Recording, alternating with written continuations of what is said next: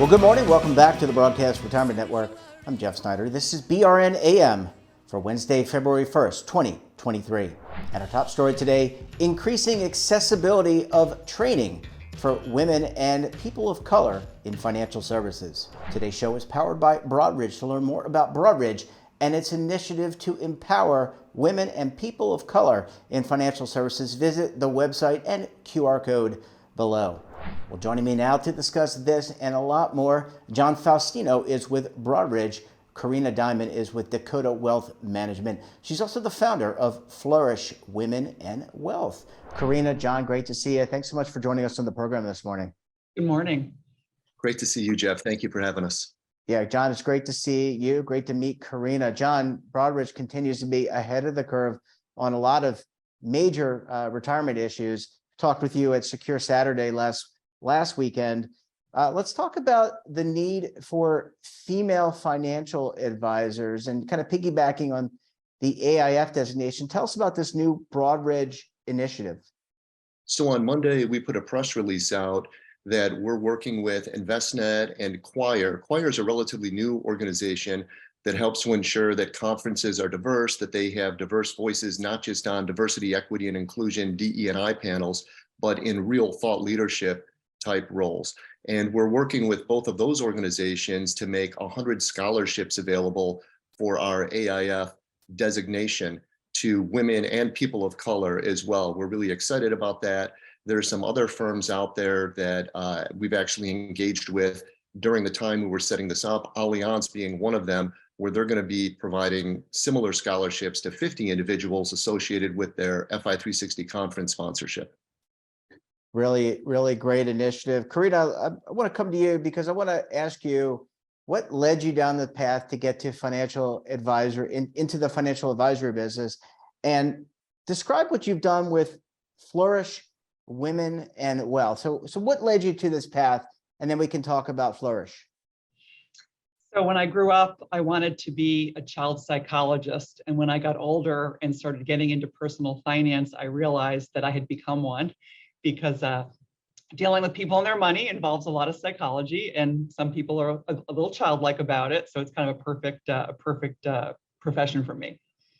And when it comes to Flourish, tell us about that and how you've really helped engage female investors and people interested in doing better financially. So I started Flourish about 14 years ago, hard to believe. And we've educated thousands of women who want to get more empowered about their personal finances. So we have programs every year that involve kind of some straight talk about women and money. We talk about the statistics, about longevity, the fact that a majority of women will end up managing their own finances by themselves. And we really find that providing a safe space for women and some plain talk about money is a very successful combination. Yeah, absolutely. I mean, I think of my mother, I think of my wife, think of my mother-in-law. Everyone needs assistance, and having empowered women leads to financial independence and regular independence. Want to ask you about the work you're doing at University of Akron. You actually help mentor and help women who aspire to be in the financial services industry. So I have a long history with the University of Akron. In fact, I built my entire practice by bringing in students as interns and doing a lot of mentoring. In fact, I have two full-time women who've been with me for 5+ years now, who have just done really, really well. So it was a natural for me to try to mentor young talent. About 7 years ago, we also started a diversity program called Diversitas, which has become national and now involves about 30 other universities. And so clearly there's an appetite for bringing more people, all different kinds of backgrounds, into financial services. Yeah, and diversity is important because someone may want to work with a female advisor, they may want to work with a person of color, or they want to work with both. People tend to like to work with people who resemble some of their traits. John, we have a very powerful industry, an industry that does a lot of good. We had the passage of the Secure Act that clearly is a good thing with a lot of the 94 different proposals or laws.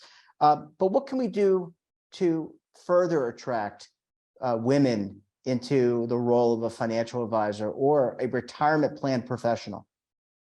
That's a great question, Jeff. And I think the things that Karina has done is a great example for the industry. We need more financial advisors, just full stop. There's more CFPs that are over 70 versus those that are less than 30. So it's an aging profession. We need to attract more young talent. And I think that we need to start sooner. We need to start in high schools. We need to start in junior high. We need to let women, we need to let people of color know that, hey, this is a great profession where you can really help people. We need to evangelize for the profession. And I think we need to make it more of a professional profession as well too. So I think it's not just about getting people into financial services, but helping people understand the difference between fiduciary advising and non-fiduciary advising. And we need to bring that fiduciary advising skill set to diverse communities. We need to bring it to people that have not been served by fiduciary advisors in the past. Some of that may involve changing the financial compensation incentives that we have for advisors in this space. This is a change that's coming. If you look at our population, it's becoming more diverse here in the US. So it's going to happen. And I think we need more people like Karina who are really leading the charge and making positive change in the space. So we can't be just neutral. We've got to help further this. And I'm excited that Broadridge is getting really, really firmly behind this initiative that we've got with the AIF designation. But that's one of, a million different things that we can be doing as an industry to help things move forward. Well, John, Karina, great to talk to you. John, we're going to hold you over into the next segment. Karina, thanks so much for joining us this morning, and thanks for sharing your experience and perspective. My pleasure, Jeff. Thanks, Karina and John. When we come back, we'll talk more about increasing accessibility for women and people of color in financial services. You're going to want to stay tuned right here on BRN AM.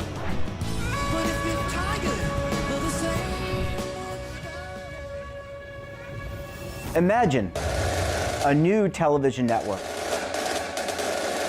that will make you richer, healthier, and in control of your financial future.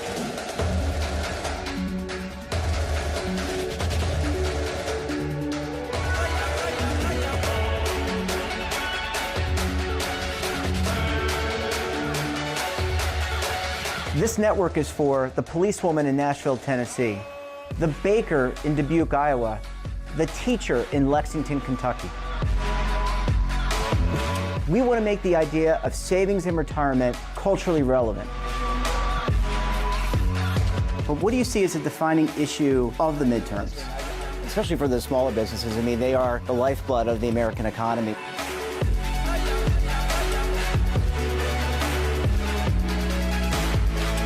Featuring exclusive interviews, current affairs, and docuseries. 33 years old, you retired early. The philosophy is money only matters if it helps you live a life that you love. But you got to start thinking about retirement as soon as you get in. The Broadcast Retirement Network will drive very high engagement with premium partnerships. So this isn't retirement and savings for your parents or grandparents. This is for all Americans. And we're going to change the way you think about money.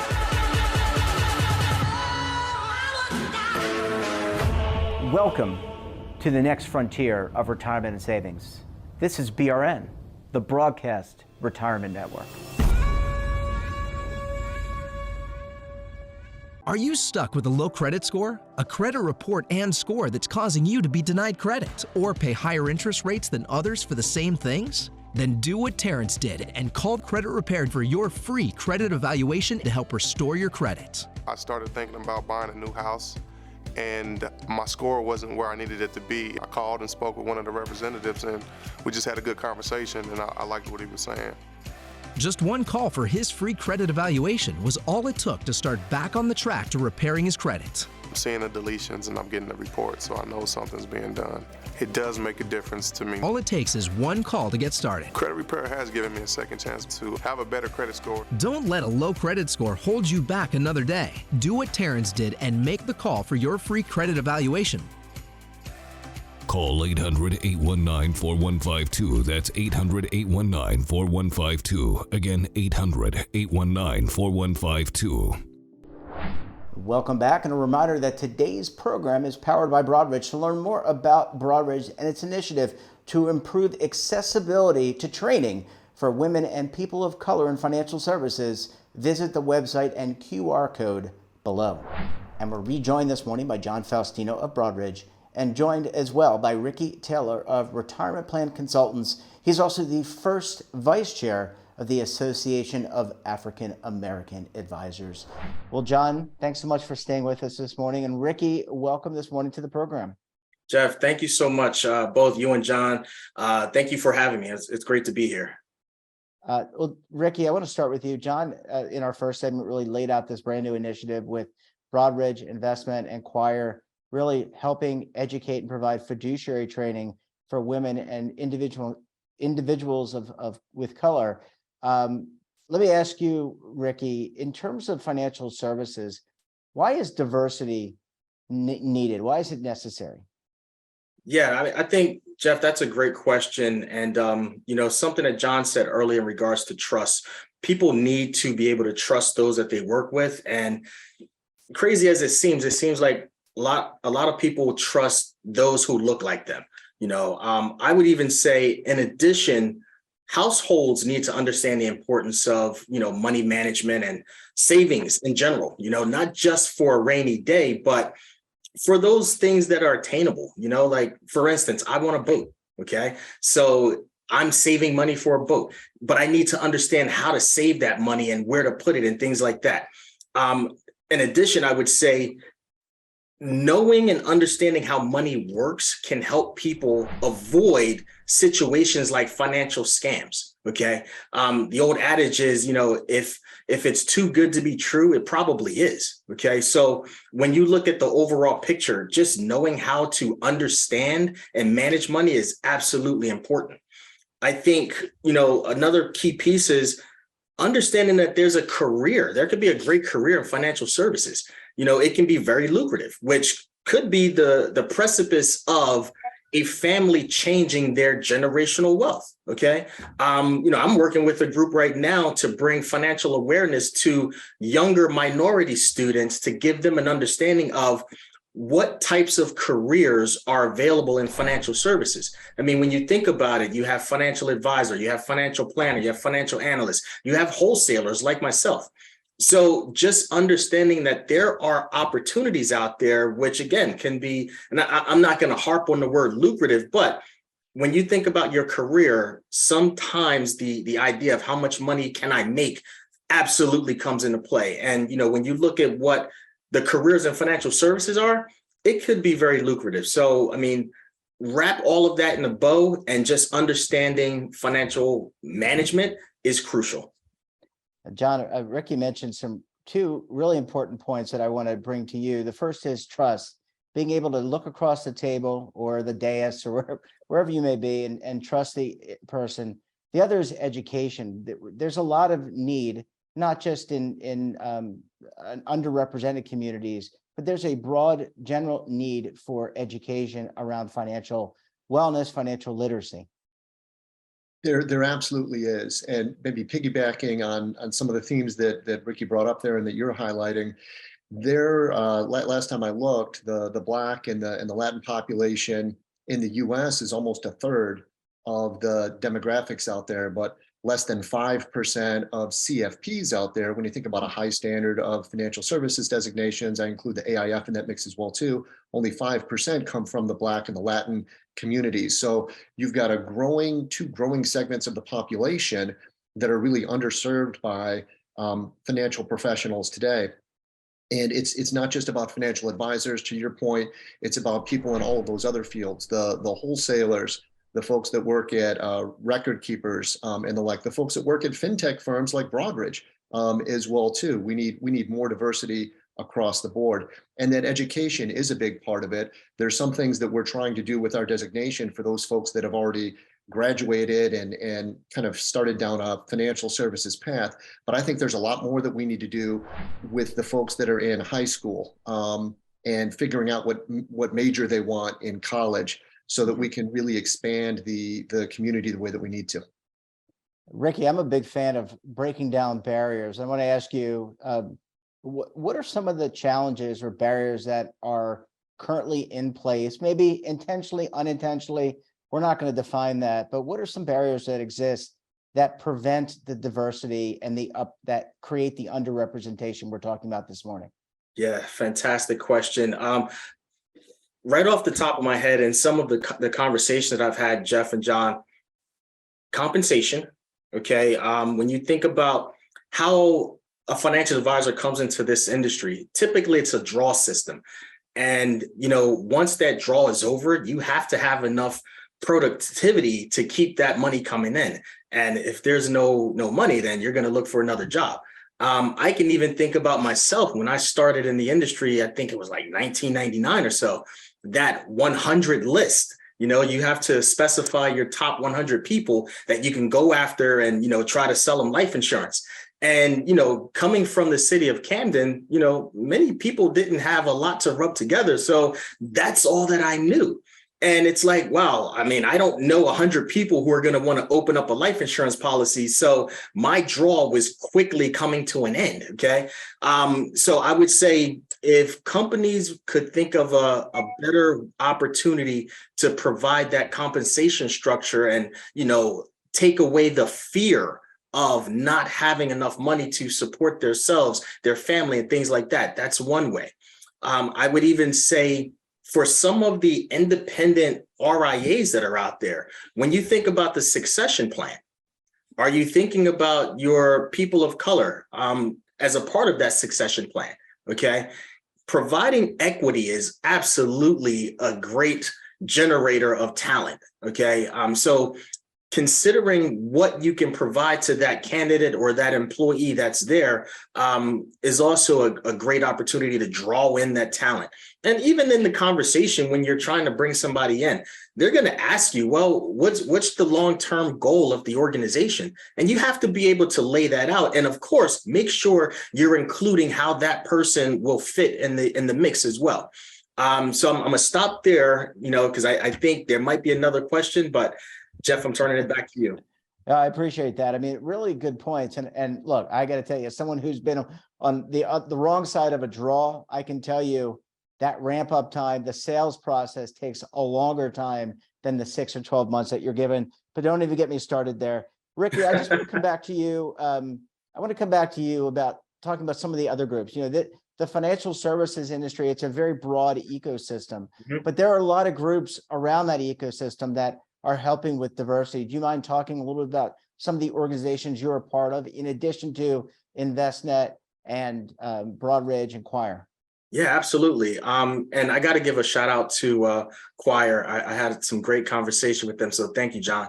But, a couple of the groups that are directly impactful with bringing people of color into financial services. The first one's going to be the Association of African American Financial Advisors, also known as Quad A. This particular group in its 21st year was started by Mr. LeCount Davis, who was the first African-American CFP to attain a CFP designation. And I serve as the first vice chairman of this group. Then you also have the Association of Wholesaling Diversity, a group I've been a part of for a number of years. And, in this particular group, you have a bunch of African-American wholesalers literally coming together to foster ideas and to figure out how we can move the needle to bring more in. Very similar to Quad A. Quad A is about helping the advisors sustain their business, grow their business, gain more knowledge. I mean, the whole concept is to bring more financial advisors of color into this industry. So there are a few other groups out there. I'm just going to mention those two first, because those are the ones that I'm intimately involved in. And I'll tell you, I've been involved with Quad A for almost 7 years. And, when I first started with Quad A, I want to say there were maybe 70 members, maybe not, it was less than 100 members. And to date, we have almost 700 members. So that's a fantastic growth rate. And, again, we're only looking to get bigger, be better, and bring in more African Americans into financial services. And again, help them sustain, grow, and facilitate great opportunities in this space. Well, thanks for that, Ricky. And John, I want to come to you to kind of tie it together. We could spend hours, and we should spend more hours talking about these important issues. But just to kind of tie it all together, we did this at the end of segment one. What can we do as an industry to help some of these initiatives that Ricky's talking about to help people of color get into financial services? They have a lot to bring to this discussion as well. I think we have to look at the tools that we all have in front of us that we can use to lever and make that happen. So, we've got a few arrows in our quiver, so to speak, at FI 360 and Broadridge. The AIF training is one of those things. We've got software as well that we're very happy to make available to universities that are going to bring that next generation on. And again, I think we need to go even below the universities. We need to look at high school and what we can do to really make this an attractive profession for everyone. And one of the things in the communities of color that's a real challenge, I think, is getting that high quality advising. So it's not just about adding to the number of people in financial services, but it's making sure that they're acting in a fiduciary capacity, that they're doing the right thing. And I'm super appreciative for the relationship that I've got with Ricky, who's made tremendous introductions for me, so that we can help move that ball hopefully a bit further down the field. Well, yeah, Jeff, if I could, not to interrupt, if I could just piggyback off of that, there was something that I thought about some years ago, and it was simple. Why don't we have financial education in the high school? I grew up in the city of Camden and, went to the public school there.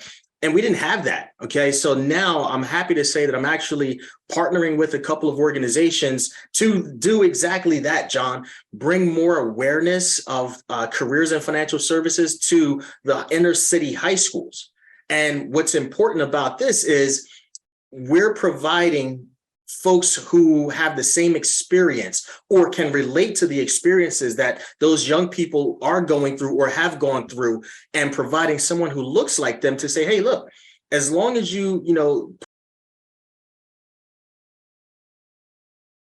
okay. So John, we probably should talk a little bit more in depth about that, but I'm glad you brought it up because that's actually something that's in the works right now.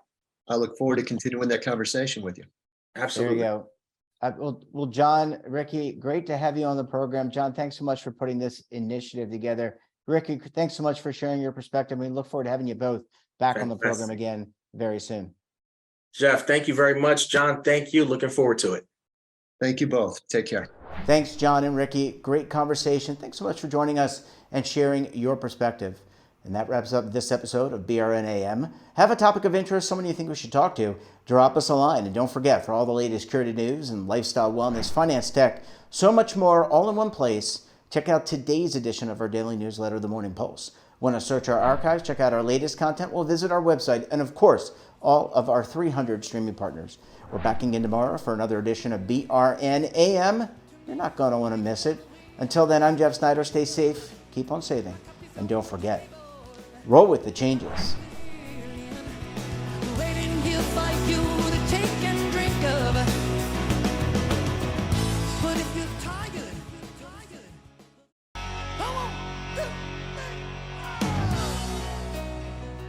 Now is your opportunity to co-create content around any topic on the first lifestyle and wellness network. Reach a global audience through our platform and co-own exclusive branded content. All of our programs are available on demand and also as audio-only podcasts, so you can take us on the go. Broadcast Retirement Network, available anytime, anywhere, and on any device. Are you being audited and do you owe the IRS $10,000 or more in back taxes?